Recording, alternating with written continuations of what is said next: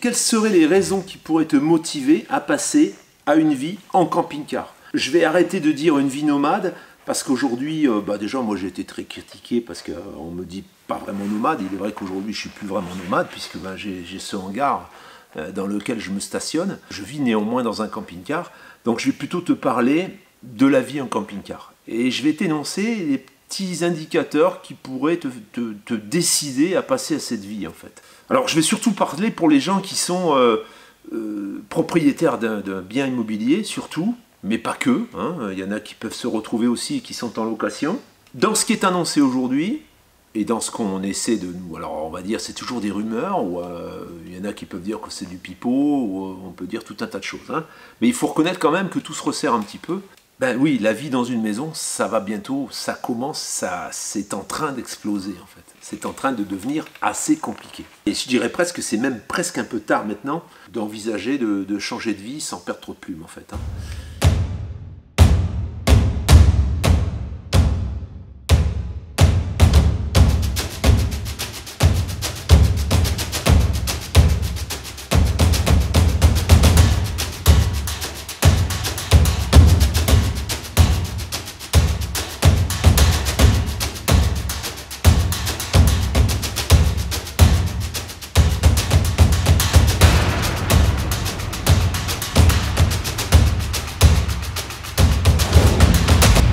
La famille, tu connais mon partenaire depuis quasiment le début de la chaîne, EcoFlow.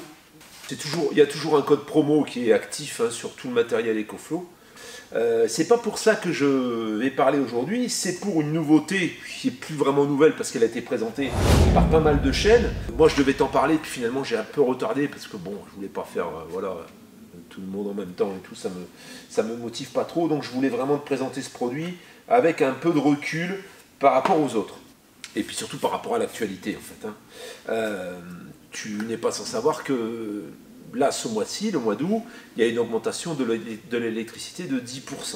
Tu n'es pas sans savoir également qu'on bénéficie d'un bouclier tarifaire pour le courant qui limite l'augmentation du courant à 15%. Si on n'avait pas eu ce bouclier tarifaire, on avait une augmentation de 100% de l'électricité. Je pense que nos voisins belges, et certainement d'autres pays, mais surtout les Belges, peuvent en témoigner. Comme tout bouclier tarifaire provisoire, comme toute aide, un petit peu comme sur le carburant, les 15 centimes, etc., ben ce bouclier tarifaire, bien sûr, va disparaître. Et il est prévu de le faire disparaître progressivement jusqu'en 2024. On peut entendre, alors est-ce que c'est vraiment officiel ou pas? Je ne voudrais pas non plus colporter de fausses informations, mais il semblerait qu'à la fin de l'année ou en tout début d'année 2024, on ait 15% d'augmentation et qu'on ait une seconde augmentation de 15% à la mi-2024. Au moment de l'augmentation du carburant, ben, ils nous ont aidés avec 15 centimes sur le carburant, et puis au final ils les ont enlevés, et puis aujourd'hui, bon, voilà, aujourd'hui c'est accepté, le carburant il a augmenté autour de 1,20, 1,25, le gasoil, et il a grimpe presque à 1,80. Et maintenant il oscille voilà, entre 1,60 et 2 €, on va dire. Alors il y a des gens qui perçoivent un chèque énergie pour combler l'augmentation en partie, hein, les ménages les plus défavorisés qui perçoivent un chèque énergie. Ce qui n'est pas définitif, ce serait tellement simple d'enlever les taxes. En clair, quand tu regardes un peu les spécialistes de l'énergie, elle ne peut qu'augmenter l'énergie. Les centrales nucléaires coûtent beaucoup plus cher que ce qu'on avait évalué. Donc, il faut aussi payer le fait qu'on nous impose maintenant de rouler à l'électrique. Hein. On nous incite à rouler à l'électrique, il y en a de plus en plus qui roulent à l'électrique. Ben oui, il y a une demande de plus en plus importante au niveau du courant. Forcément, le prix augmente. Tu t'es acheté une station d'énergie pour ton camping-car. Tu as une Delta 2, une Delta 2 Max, une Delta Max 2000, une Delta Pro, une River Pro, enfin des batteries comme ça qui sont quand même où il y a une petite autonomie. Tu n'es pas obligé de l'utiliser que dans ton véhicule, tu peux également l'utiliser dans ta maison. En sécurité, si jamais il y avait une coupure, tu peux couper ton compteur et puis la batterie elle va prendre le relais. Tu tiendras le temps que ça tiendra en fonction de la capacité de cette batterie bien sûr. Mais c'est pas tout. Aujourd'hui, tu peux diminuer ta facture d'électricité. Alors, on a connu des panneaux SunLogic, il y a eu pas mal de choses, mais le problème, c'est que les panneaux SunLogic, tu les rentres sur une prise de courant, en fait, hein, tu les branches sur une prise de courant, mais le panneau SunLogic vient baisser ta facture, c'est clair, mais il ne stocke pas. Hein. L'intérêt du système que je vais te présenter là, c'est qu'il peut stocker l'énergie dans cette batterie et te la restituer comme tu vas le paramétrer et comme tu vas le choisir. J'ai reçu donc de la part d'EcoFlow la PowerStream, c'est un micro-inverteur. PowerStream qui va te permettre de connecter des panneaux solaires sur cette PowerStream. Il n'y aura pas d'installation. Tu vas juste avoir à brancher la PowerStream sur une prise de courant. Tu connectes des panneaux solaires, tu connectes ce système à ta prise de courant et ça vient diminuer ta consommation. Ça vient descendre le compteur qui tourne en fonction bien sûr de ce qui va rentrer en solaire. Ça c'est le premier point. Donc tu peux très bien te servir de ça sans avoir de stockage.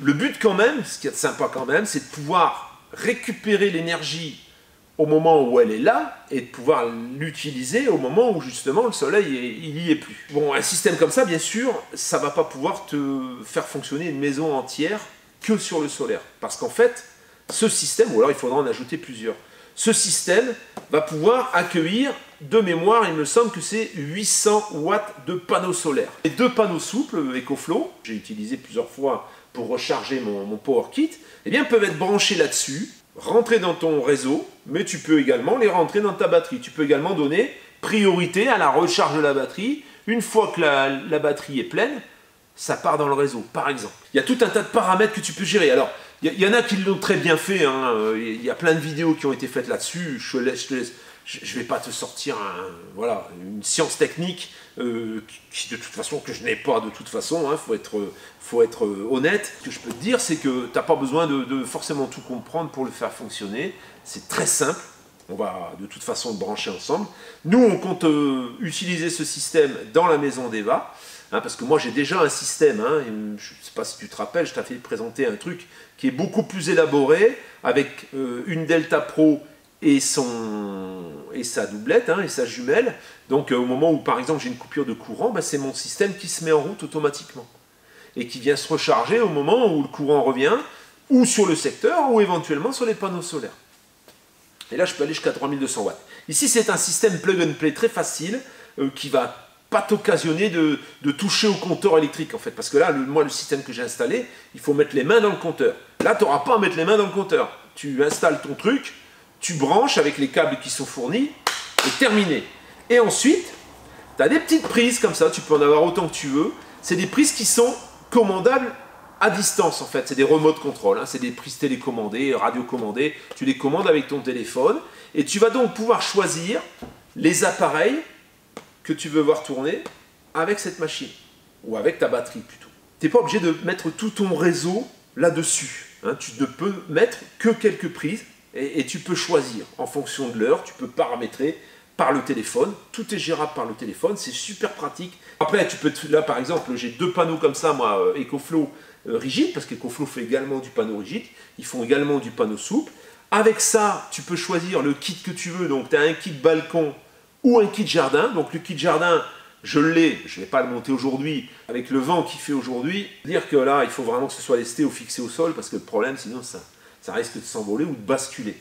Et sur le balcon, tu as des attaches spécifiques qui te permettent de mettre tes panneaux sur la rambarde et de pouvoir profiter du soleil. Alors après, ça dépend du balcon que tu as, ça dépend de la place que tu vas avoir. Tu pourrais même les mettre derrière tes vitres éventuellement, hein. Et ça va conditionner un petit peu la surface de panneau que tu vas pouvoir y mettre. Alors on parle des panneaux EcoFlow, mais c'est aussi valable avec un panneau 400 watts d'une autre marque par exemple, hein. Oui, tu trouves des panneaux de 400 watts, ça tourne autour de 180 € pièce, tu vois. C'est pas non plus exorbitant. Alors on parlera du coût de cette machine à la fin. Je vais te montrer un petit peu là comment on le branche en fait, hein. C'est assez lourd, hein.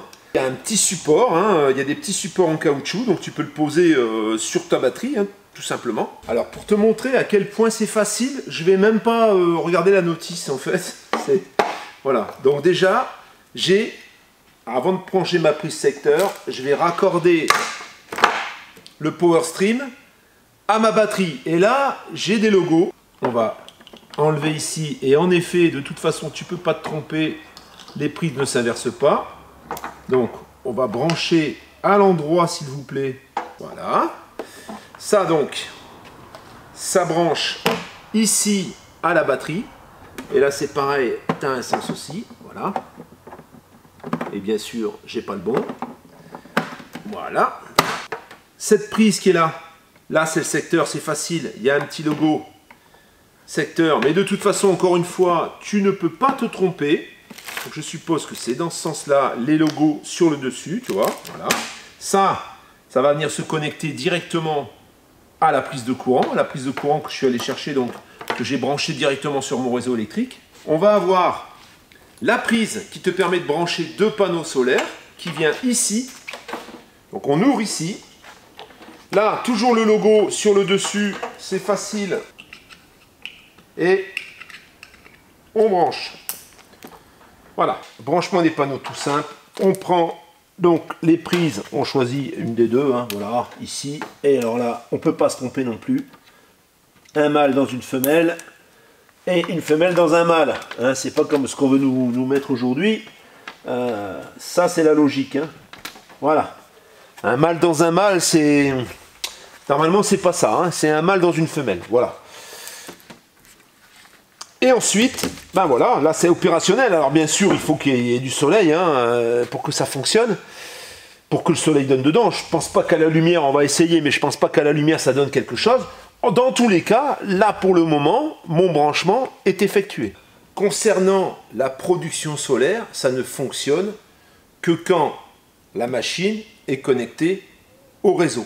Ça sous-entend que si tu n'as pas de courant, tu ne vas pas pouvoir produire du solaire directement avec la Power Stream. Tu vas être obligé de brancher tes panneaux solaires à l'arrière de la Delta. Hein, parce que sinon, tu ne produiras rien du tout. Hein. Ça fonctionne un petit peu comme les onduleurs. Hein. C'est un petit peu comme les onduleurs hybrides, c'est un peu ça. Ensuite,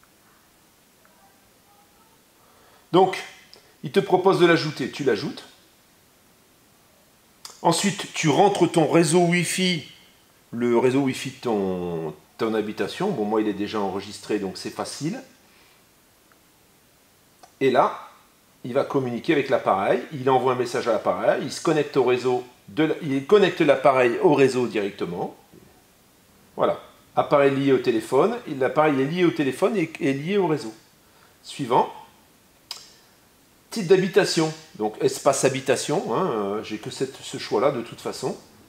Saisir un nom d'espace, eh ben, on va lui dire hangar. Je fais terminer. Voilà. Et là donc, PowerStream peut-il être utilisé avec une station électrique? Je dis mais oui ou non. Si tu n'as pas de station électrique, si tu n'as pas de station EcoFlow, tu dis non. Moi je dis oui. Je continue. Privilégier l'alimentation électrique, privilégier le stockage d'énergie. Qu'est-ce que je vais faire moi? Je vais privilégier le stockage d'énergie. Il va donner priorité au stockage.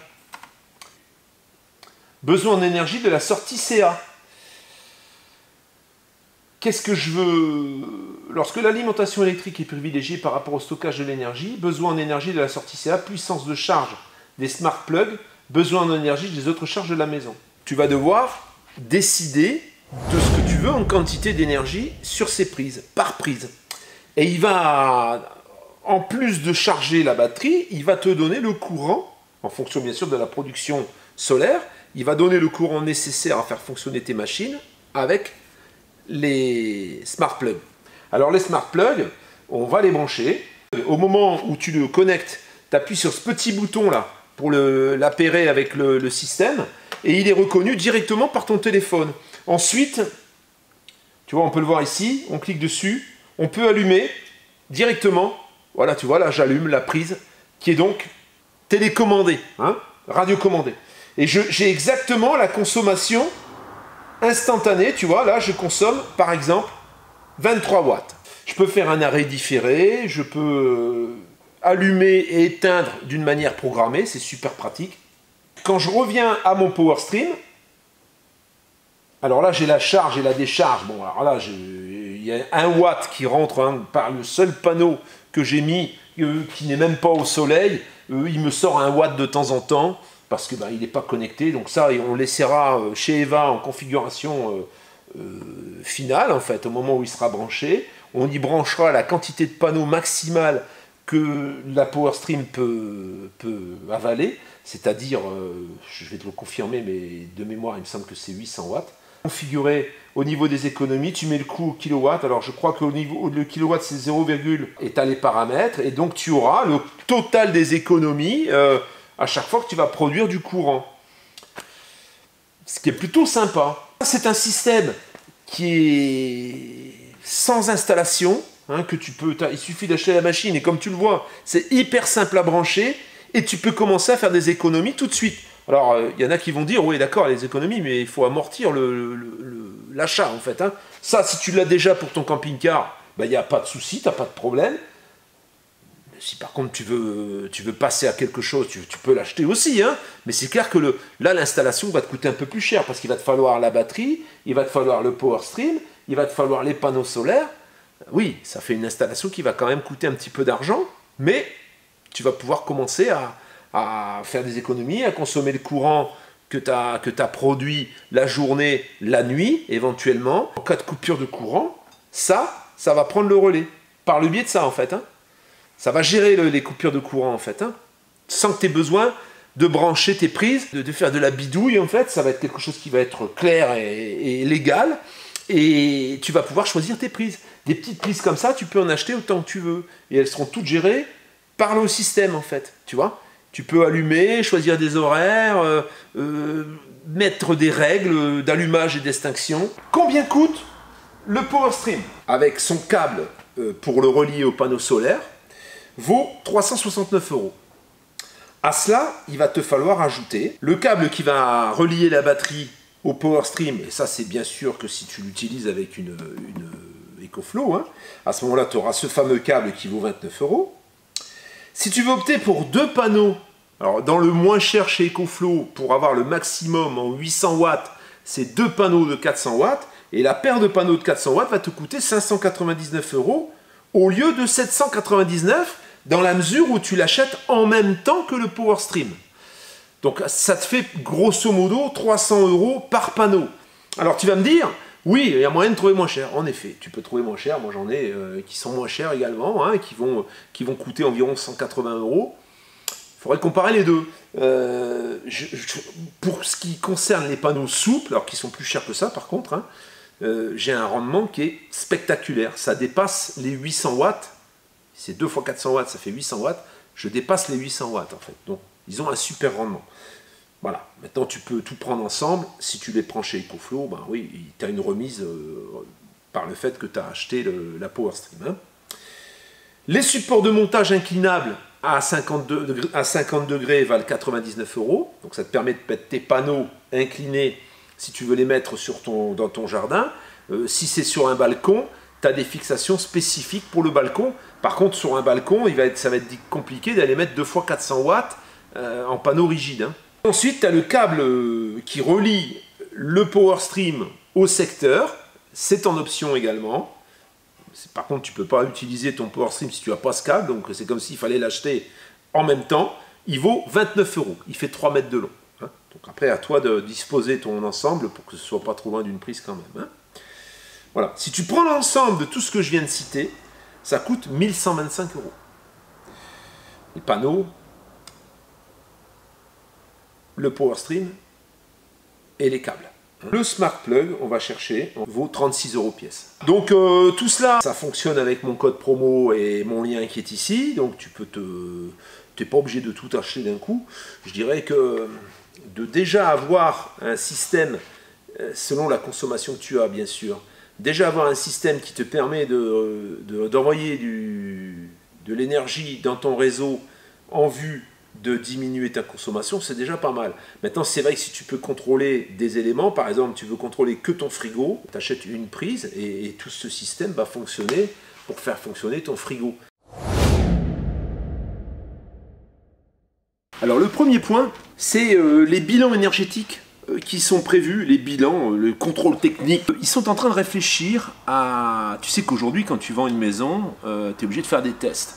Ben, ils sont obligés de réfléchir à ces tests-là, un peu plus approfondis, pas tous les ans, mais régulièrement. Donc tu vas être propriétaire d'une maison, et puis tu vas devoir effectuer un contrôle technique pour qu'on fasse le bilan de ta maison, bilan énergétique, bilan d'électricité, enfin tout vérifier un peu ce que tu as, ce qui est dans les normes ou ce qui n'est pas dans les normes chez toi, ce que tu dois remettre à niveau. Un petit peu comme ce qui se passe aujourd'hui dans les fosses septiques, voilà, où tu as un organisme qui vient et puis qui te dit non, là c'est pas aux normes, là c'est aux normes, et puis il t'impose une réparation pour être dans les normes. Ça va se passer dans l'immobilier. ceux qui n'ont pas les moyens, ça c'est ce qui est en train de se dire, comment ils vont financer les réparations de cette maison? Eh bien tout simplement, le gouvernement prévoit de mettre la main sur une partie de ta propriété pour payer les réparations. Voilà. Le gouvernement deviendrait propriétaire d'une partie de chez toi. Si tu as les moyens, bah, tu payes et tu restes propriétaire. C'est pour ça qu'on dit que souvent aujourd'hui, la propriété, l'accession à la propriété, ce sera vraiment réservé qu'aux riches en fait. Hein. J'ai une citation, une histoire à te raconter. Il y a un monsieur qui avait un terrain sur l'île de Ré. On lui a tellement demandé de taxes par rapport à tous ces gens célèbres, ces hommes politiques qui sont venus sur l'île de Ré, qu'il a fallu qu'il vende son terrain parce que c'est fini, il ne pouvait plus payer les taxes en fait. Et on lui a dit clairement, quand il a dit que pour lui c'était pas possible de garder ce terrain, on lui a dit monsieur, il faut le vendre, hein. Vous n'avez plus les moyens de vivre ici en fait. C'est un peu le même principe. Donc ça c'est le premier point. Ça c'est ce qui pourrait te décider et te dire, je vais me séparer de ma maison. En plus de tout ce que tu connais aujourd'hui, hein, quand tu es propriétaire, tu sais bien comment ça se passe. Hein. Je ne vais pas te raconter la science, tu sais comment ça se passe. Bon. Le deuxième point, c'est les coûts d'énergie, les coûts de fonctionnement. Et aujourd'hui, si tu as une piscine, ben, tu ne peux plus la remplir.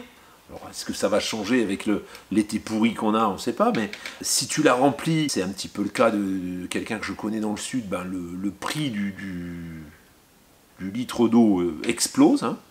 Sous certaines conditions, tu peux la remplir, sous certaines conditions de prix, bien sûr. Donc tous ces gens qui se sont fait bernique hein, à poser une piscine chez eux avec des coûts qui dépassent largement les 50 000 euros, ben, aujourd'hui, voilà, ils ont une piscine, ils s'en servent 1 mois par an, 2 mois par an, et en plus, ils payent le prix de la flotte, un tarif complètement hallucinant, ou au pire, ils ne peuvent pas la remplir. Donc, le coût de fonctionnement d'une maison, en termes d'énergie, d'eau et tout le reste, ça va exploser. C'est en train d'exploser de toute façon. Hein. L'énergie, voilà, on en a parlé un peu plus haut, mais il y a des augmentations qui sont prévues. Et aujourd'hui, si on n'avait pas le bouclier, en fait, l'électricité aurait doublé. Donc le bouclier, tu sais ce que c'est. Hein, c'est comme ce qu'on t'a donné lorsque le carburant a augmenté, c'est provisoire. Hein. Tôt ou tard, tu finiras par payer l'énergie beaucoup plus cher que ce que tu la payes aujourd'hui. Passons. Tu vas me dire, je peux mettre des systèmes, machin. Bon. C'est toujours de l'investissement. En plus, une maison, c'est beaucoup plus énergivore qu'un camping-car. C'est pas comparable, hein, mais c'est beaucoup plus énergivore. Alors, auparavant, on disait une maison, c'est un placement. Je pense que l'immobilier, ça reste toujours plus ou moins un placement. Le problème, c'est qu'aujourd'hui, tu vas avoir quelque chose qui va avoir de la valeur, mais est-ce que tu vas pouvoir le renégocier? Parce que les taux d'intérêt augmentent, vitesse vertigineuse. Il y a de moins en moins de monde qui est sur la liste des acheteurs, en fait. Hein. Et le problème, c'est que tu risques d'avoir en effet de l'argent dans quelque chose, mais que tu ne pourras de toute façon pas récupérer. Voilà, au prix d'une grosse perte d'argent, en fait. Hein.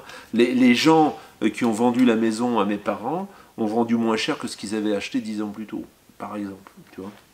Ça pourrait très bien arriver pour l'ensemble des gens qui sont propriétaires aujourd'hui. Parce qu'on a vraiment incité à la propriété hein, dans notre pays. On a vraiment poussé les gens à devenir propriétaires et maintenant qu'ils sont propriétaires, on commence à leur inventer des choses qui vont se transformer en contraintes en fait. Le quatrième point, ça pourrait être une possibilité de mobilité que tu n'as pas quand tu es propriétaire. Alors tu peux toujours louer ta maison et partir ailleurs, mais tu ne peux pas partir du jour au lendemain. Hein.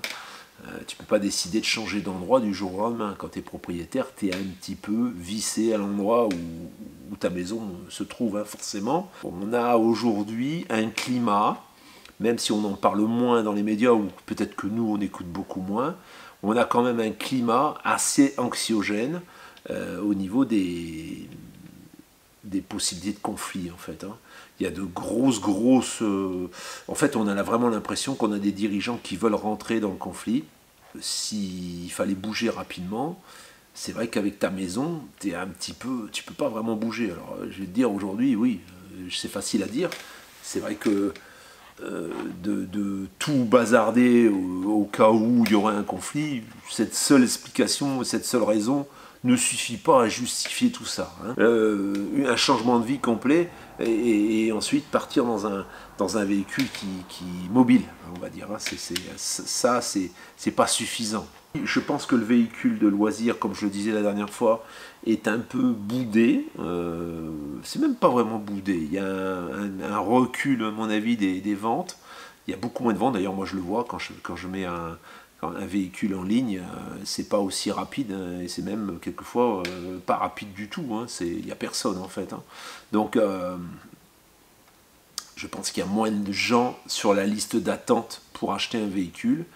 Et de ce fait, c'est un peu comme l'immobilier, c'est un peu comme tout aujourd'hui, il n'y a pas grand-chose qui se vend. Et je pense justement qu'aujourd'hui, le marché du camping-car va plus pencher sur l'achat pour y vivre, hein, et voilà, pour passer une partie de sa vie dedans, plutôt que pour partir en vacances. Parce qu'il est vrai que pour partir en vacances, ça fait un drôle d'investissement quand même. Ça fait un sacré investissement. En fait, c'est comme si tu achetais tes vacances à l'avance. Hein, tu as payé tes vacances et tu es obligé de partir en vacances avec ton véhicule parce que sinon tu as payé pour rien. Quand tu pars en vacances, tu décides de partir en vacances, tu le décides au printemps, pour l'été, bah, tu commences à réserver l'endroit où tu vas aller. Si vraiment tu peux pas partir en vacances, bah, tu pars pas, ou tu pars à côté. Quand tu as le camping-car, tes vacances sont déjà dedans. Hein, tu as déjà payé une partie de tes vacances. Quand tu vis dedans, c'est différent. Quand tu vis dedans, tu pars dans l'esprit de vivre différemment. Et du coup, tu envisages les choses avec moins de soucis, moins de problèmes. Tu as toujours des problèmes. Hein. Un camping-car, ça engendre quand même pas mal de problèmes. Il y en a beaucoup qui relatent des problèmes de stationnement. C'est toujours un peu parce que tu veux être au bord de la mer, hein. Il ne faut pas se leurrer. Ici, il n'y a aucun problème de stationnement. Hein. Dans la région, là, il y a plein d'endroits, il y a plein de places en fait. Il n'y a personne qui te dit rien. Et au contraire, les commerçants t'ouvrent les bras, ils sont super contents. Tout dépend où tu vas. Oui, j'ai eu, lors de la dernière vidéo concernant le Concorde, bah oui, il y en a qui disent que c'est pas pour toutes les bourses. Ouais, il n'y a aucun véhicule qui est pour toutes les bourses en fait aujourd'hui. Même un véhicule qui va coûter 10 000 euros, il peut ne pas être pour toutes les bourses. Et c'est surtout de présenter des véhicules comme ça, c'est surtout pour montrer qu'on peut avoir du confort. C'est vrai que tu ne vas pas pouvoir tout faire, hein, comme avec un petit véhicule. En contrepartie, tu peux t'organiser avec un véhicule comme ça pour vraiment conserver un confort que tu avais dans ta maison, par exemple. Même quelquefois un peu au-dessus, hein, ou dans un appartement. Et c'est pour ça qu'il y a certains commentaires qui disaient que c'était des véhicules de notre époque. Ce n'est pas des véhicules de notre époque, c'est des véhicules de notre époque. C'est des véhicules qui ont vraiment une carte à jouer dans cette époque, justement. Hein, par rapport au fait qu'il y a un ras-le-bol général dans tous les domaines. Ceux qui font du camping-car ont du ras-le-bol, mais ceux qui ont une vie avec un train et les choses qui roulent, qui ont fait des financements, des investissements, qui ont acheté leur maison sur du long terme et tout, il y en a certains qui s'essoufflent un peu de tout ce qui se passe en ce moment, de toutes ces augmentations, de tous ces ombres qui planent, et on ne sait pas de quel côté on va être mangé. Il est vrai que quand tu es statique dans ta maison, ben oui, tu subis, en fait. Tu ne peux pas dire, moi ça je ne le prends pas. Là on t'a proposé ça, on te propose un contrôle technique où on va venir vérifier si ta maison est en règle. Tu vas pas dire, non mais ça j'en veux pas. Tu peux pas, tu es obligé d'y aller en fait. Voilà, tu es obligé d'y aller parce que c'est la loi. C'est comme un contrôle technique sur une voiture. Tu peux pas dire demain, moi le contrôle technique je le fais pas. Tu es obligé de le faire en fait. Si tu le fais pas, avec ce qui se passe, avec ce qui est en train d'arriver, aujourd'hui on te flash ta plaque, on sait qui tu es, on sait si tu as ton contrôle technique, on sait si tu as ton assurance, et aujourd'hui tu reçois les PV directement chez toi, et maintenant le péage, parce que maintenant quand tu passes sous les portiques de péage, ils te retrouvent. Moi je reçois je suis passé, il y a un flux libre là, ils appellent ça les autoroutes à flux libre, et ben on te scanne et on sait qui tu es, quoi. Et on t'envoie le PV, en fait, ou le péage à payer, tu vois, dans le meilleur des cas. Il y a des choses que tu ne peux pas éviter. Et c'est ce qui est en train de se passer dans l'immobilier, c'est ce qu'ils sont en train de mettre en place prochainement, je pense, que l'immobilier, ça va être réservé, en effet, à une élite. Je ne suis pas seul à le dire, je l'ai lu... Je l'ai écouté dans plusieurs vidéos, dans des commentaires des économistes. Ça va être assez compliqué pour certains. Ceux qui sont pétés d'oseille, il n'y aura pas de problème. Ceux qui sont un peu justes, bah, ça va être compliqué de conserver la maison quand même. Voilà la famille. C'est pour ça que je pense que le camping-car a une grosse carte à jouer dans une modification de votre mode de vie. Ça peut être un bon tremplin, une bonne transition. Ça peut être également un moyen de trouver un espace différent ailleurs, comme certains youtubeurs l'ont fait, de s'installer ailleurs, de trouver des endroits qui sont plus plaisants et moins chers, dans d'autres pays peut-être. Et voilà. Donc c'est pas quelque chose d'irréversible. Au moment où tu décides de partir dans un camping-car, bah, tu peux tout à fait revenir en arrière au moment où tu le souhaites. Hein. Surtout si tu avais une maison auparavant que tu as vendue. Tu vas pas mettre toutes tes billes dans le camping-car. Ça coûtera beaucoup moins cher que ce que tu as récupéré de ta maison. C'était une petite suggestion. Je sais qu'il y a de nombreuses personnes qui me contactent, et c'est surtout pour eux que je fais cette vidéo, qui sont en hésitation. Voilà les arguments positifs que je peux te partager pour faire pencher quelquefois ta décision sur l'une ou l'autre des situations. Après, voilà, il y a tout un tas de choses à faire avant, hein. Il y a plein de choses que tu pourras plus faire, et ça, c'est pas quelque chose qui s'improvise, c'est quelque chose qu'il faut préparer quand même. Il faut aussi être bien sûr de pouvoir vivre dans un engin qui est beaucoup plus réduit qu'une maison, et pour ça, il faut essayer. Hein. Il ne faut pas se lancer à corps perdu dans quelque chose dont on ne connaît pas la finalité. Hein.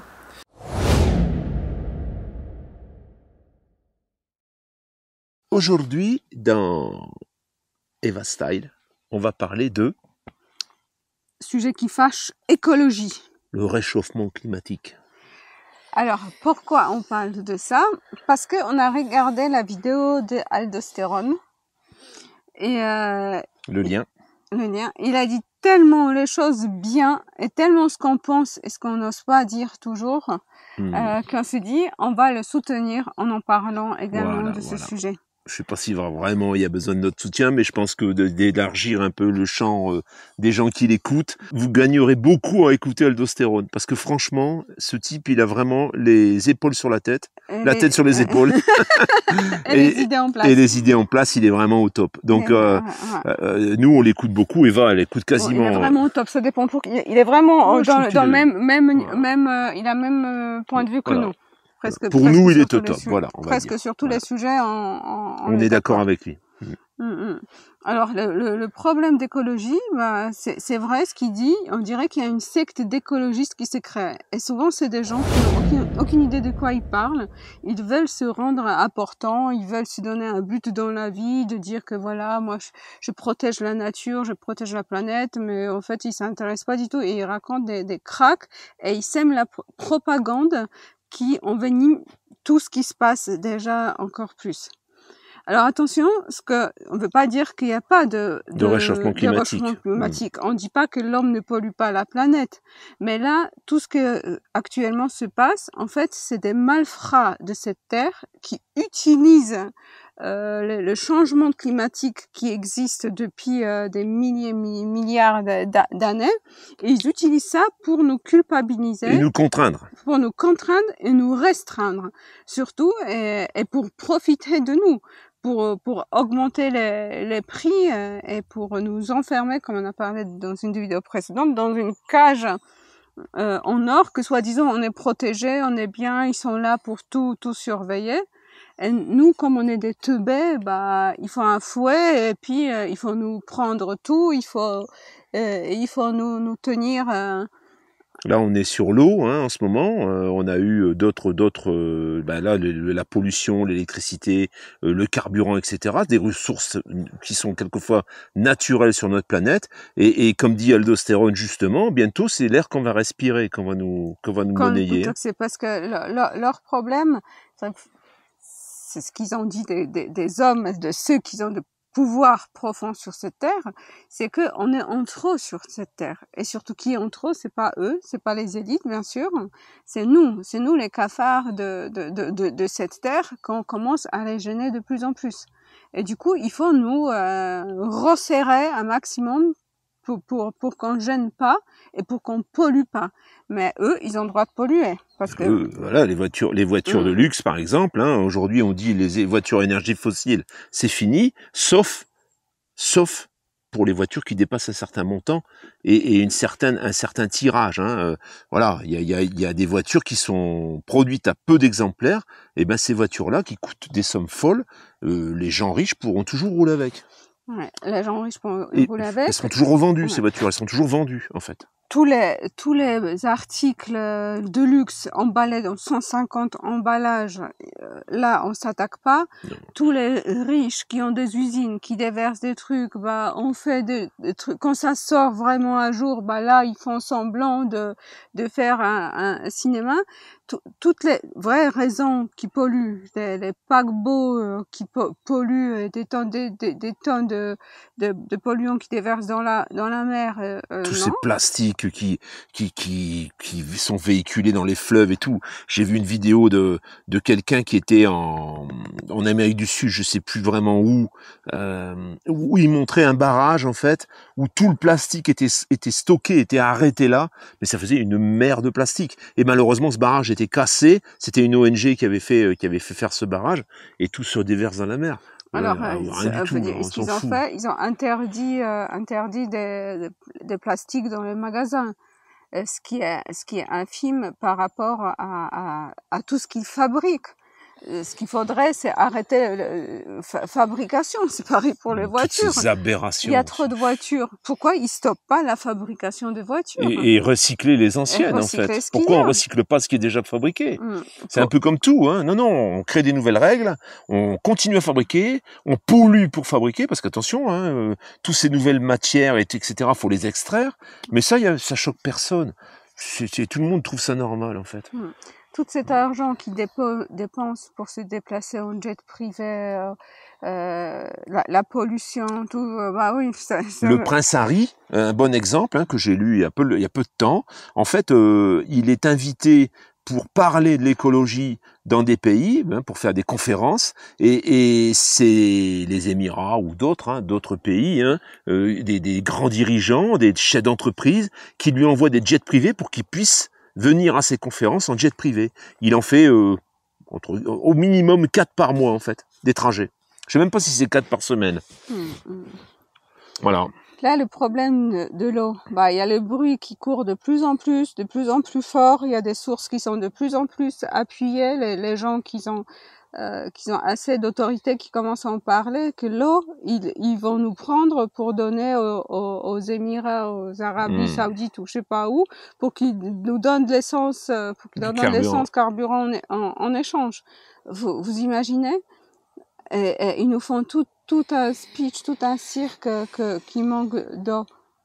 Après, il y a des coupures en ce moment de journaux qui sont véhiculés sur les réseaux sociaux la plupart du temps, où en 1900, je sais plus quoi, il y avait eu une sécheresse monumentale, où ils n'avaient pas vu ça depuis 1870 ou je sais plus, tu vois. Donc ça a toujours existé, ça. Hein. C'est tous ces crêtes et ces changements climatiques. Je pense que la planète, elle les a connus depuis des millénaires, peut-être. Mais bon, voilà, hein, aujourd'hui, la peur, hein, ça rejoint un petit peu ce qu'on disait la dernière fois, la peur, bah, ça passe par là aussi. Et on fait peur pour pouvoir obtenir, et pour pouvoir monnayer ou faire payer quelque chose, voilà. Et nous, on se sent tout le temps coupable de faire tout ce qu'on fait. Alors, au départ, c'est ceux qui initient le processus, bah, eux, ensuite, ils se retirent un peu du jeu. Et c'est ton prochain, celui que tu croises dans ton couloir, qui va te culpabiliser parce que tu fais ça, tu fais pas ça. On te regarde comme un malfrat. Si tout le monde dit que le gasoil, c'est dangereux, tout le monde te regarde comme un paria si tu roules en gasoil. Non, mais, il y a un moment, tu vois ce que je veux dire. Hein, et Aldostérone le résume très bien, et il remue et il secoue les gens, vraiment, il leur dit ce qu'il faut leur dire, en fait. Je te recommande vraiment de l'écouter, c'est vraiment, hein, c'est super bien dit. Voilà, on est des moutons, en fait. Hein. Qu'est-ce que tu veux? Voilà, c'est tout. On n'a pas tout ça, de ne pas être polluant, de ne pas détruire. Je pense qu'il y a très peu de gens entre nous qui sont vraiment irrespectueux. Bien sûr qu'il y a des gens qui sont vraiment mauvais sur cette terre, qui sont mauvais envers les autres, qui sont mauvais envers la planète. Mais ces gens-là, on ne les changera pas. Hein. mettre la muselière à tout le monde. Mais encore une fois, la planète, on parle de la planète, mais la planète, c'est l'être humain qu'on met en danger, c'est pas la planète. Hein, ceux qui respectent pas, comme tu dis, ils mettent en danger leurs voisins et eux-mêmes. C'est tout. Ils mettent pas la planète en danger. La planète, on est une verrue, comme on l'a dit la dernière fois, une verrue sur la peau, hein, ni plus ni moins. Hein. De toute façon, la Terre y aura, parce qu'il y a régulièrement des changements sur la planète. Il y aura de plus en plus de tempêtes, il y aura de plus en plus de... c'est le cycle, c'est comme ça. C'est le cycle, c'est toutes les prophéties. On en parle aussi que ça va arriver. C'est déjà arrivé, ça va re-arriver. Mais bien sûr. Et nous, on peut faire tout ce qu'on veut. Ça veut dire pas qu'on doit polluer ou qu'on doit faire exprès détruire. Hein. Mais tout le cirque qu'ils nous font, c'est loin. C'est juste ça qu'on veut faire comprendre. C'est que eux, ce qu'ils font, c'est des malfrats et c'est des premiers pollueurs et ils ont rien à faire, ni de la planète, ni de nous. Bien sûr. Et c'est ça qu'il faut pas perdre de vue. Qu'il faut pas se laisser profiter, abrutir le cerveau. Ça veut pas dire qu'il faut faire n'importe quoi, ça veut juste dire qu'il faut rester quand même conscient que les gens qui parlent, c'est pas les gens qui veulent du bien, hein. C'est le contraire en fait. Ils servent leur propre intérêt. Voilà la famille. Tu avais quelque chose d'autre à ajouter, mon petit chat? J'ai déjà dit une fois et je redis, parce que je demandais si quelqu'un sait dans les commentaires expliquer ça, parce que on a tous appris à l'école que l'eau c'est un circuit fermé. L'eau s'évapore, il y a des nuages qui se forment, ils retombent sur Terre, ça rentre dans la Terre, et ça rejoint les rivières, la mer, et le cycle est en boucle. C'est un cycle qui est fermé. Alors comment on peut manquer d'eau dans les régions où il y a beaucoup d'eau? Faut reconnaître après qu'il y a des rivières, mais l'été, mais c'est quasiment tous les étés, des rivières qui sont un peu sèches, où ça manque d'eau, mais voilà. En plus, si les glaciers sont en train de fondre, niveau d'eau augmente. Je suis pas scientifique, mais il y a plein de choses qui collent pas dans ces histoires. Hein. Ouais. Enfin voilà. T'as pas autre chose à rajouter? C'est tout. Regarde la vidéo d'Aldostérone. Elle est en lien ici. Et tu vas voir, ça va te secouer un peu les puces. Un peu plus que nous, parce que un nous, peu plus que nous, parce que nous, voilà. On est soft, mais c'est vrai que gentils. Quand on a entendu ce qu'il disait, on s'est dit, ah vache, il a vraiment dit ce qu'il faudrait dire, quoi, en fait. Il n'y a pas plus grand chose à... Il n'y a pas grand chose à ajouter. À rajouter. À bientôt. Make me lose my mind like all the time. It still feels right.